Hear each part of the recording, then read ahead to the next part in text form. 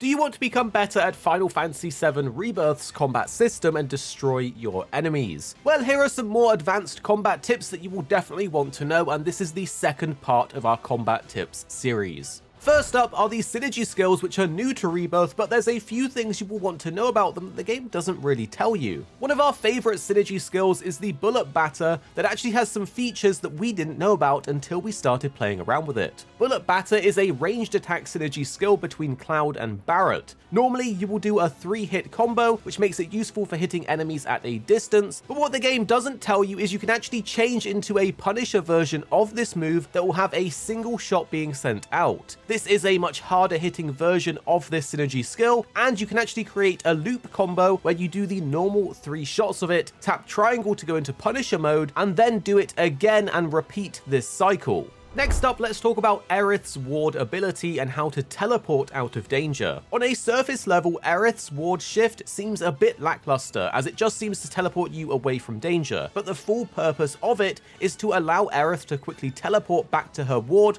wherever you have placed it. The really cool thing about this is that you can actually cast wards on teammates' positions and then teleport straight to it. This makes it a very fast way to traverse around the battlefield away from danger or AoEs, and you can easily cast a ward on an ally whenever you're in a pinch. Another good thing to note is that the Radiant ward is absolutely fantastic for building up ATB, as it changes her basic attack combo and really racks up ATB far quicker than her normal attack combo. Our next tip is a combination of something that many people have missed out on and a new thing added to Rebirth. First up, you'll want to know that Cloud's Punisher mode actually got better in Rebirth, as they added a new boosted mode, which is activated via a skill called Prime Mode. This new mode allows you to string longer combos while in Punisher mode, as well as doing this very hard-hitting attack by holding down square, and at the end you will jump into the air and do a massive attack slam. But something that many people have missed out on when using Punisher mode with Cloud is that by doing the hold down square attack, if you connect this to an enemy, you will apply the Berserker effect on Cloud, meaning he will do way more damage but also take more damage. This is around a 15% damage increase and 15% damage increase to the damage you take.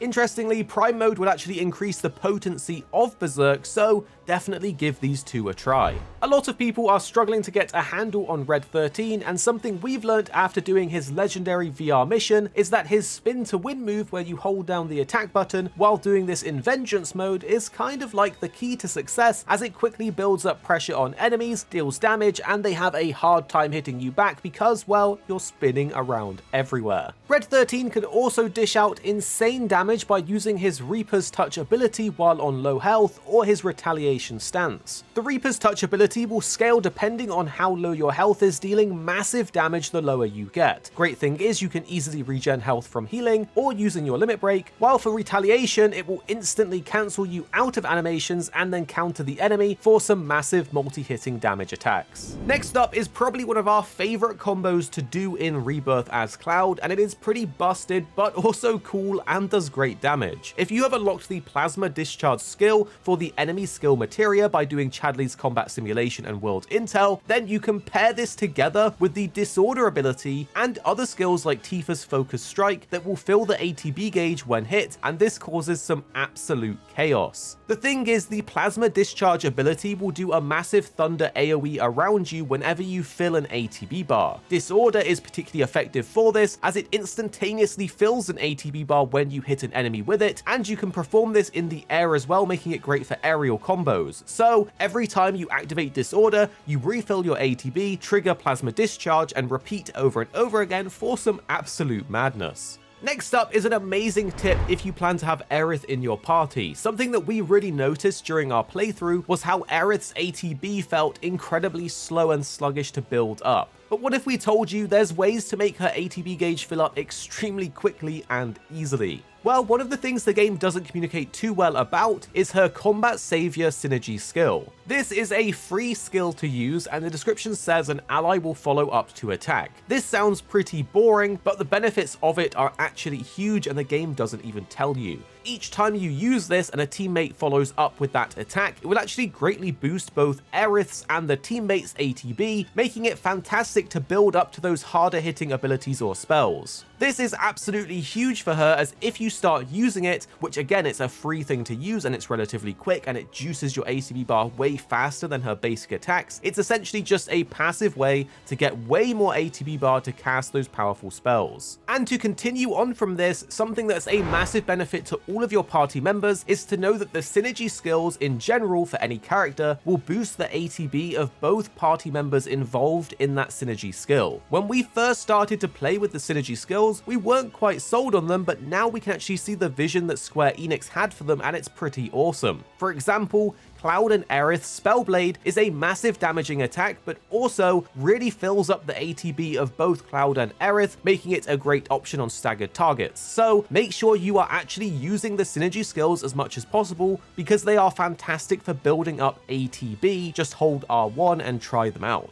And next up is a tip that is both basic but also advanced and maybe obvious, but we and many others may miss out on it. Did you know that the Arcane Ward isn't just functional for Aerith? It will allow other party members to quickly double cast spells within it for the price of one. This is absolutely awesome, as it means you can be way more effective when using magic and spells throughout everyone in your team, and will get you way more damage out, again for the price of one spell. If you have the synergy materia equipped, when a teammate is inside the ward, they will also benefit from this double cast too. Next up, we wanted to highlight a couple of the new skills added in Rebirth, as they really add a bit of bang to your combat options. Transcendence is one of Aerith's new abilities, and it's a move that has a long passive charge time, but when fully charged, it will release a bunch of magical spikes on an enemy that deal an absolute ton of damage and chonk enemy health bars. A good thing about this is that it actually buffs your normal magic spells while it is charging up, and is a good option for those of you that want to do a ton of damage but don't have items that remove the damage cap yet, because this does a bunch of smaller hits rather than one big one. This makes it very good throughout a majority of the game before you get those powerful endgame items. Next up, we probably all already know about Tifa's Unbridled Strength ability, but new to Rebirth is a new ability called Unfettered Fury. We haven't found out all of the new tricks for this skill yet, but it does seem to function the same as Unbridled Strength by buffing up Tifa's chi level, and this time it gives her access to Rage and Fall and Omni Flurry. The standout thing about this for us right now is that this move actually leaves behind mini chi traps at the enemy's location, allowing you to quickly rack up the stagger meter. This new skill is absolutely awesome, and it even turns the glow of the buff to purple, so definitely try this one out because it seems to be pretty good compared to Unbridled Strength. Something we've noticed is that there are benefits to using both Unfettered Fury and Unbridled Strength, as it seems like Fury is better at building stagger because of the chi traps, but will add less to the stagger damage bonus once it's actually already been procced. Meanwhile, Unbridled Strength adds a larger stagger bonus after the stagger's completed with Rise and Fall or Omni Strike.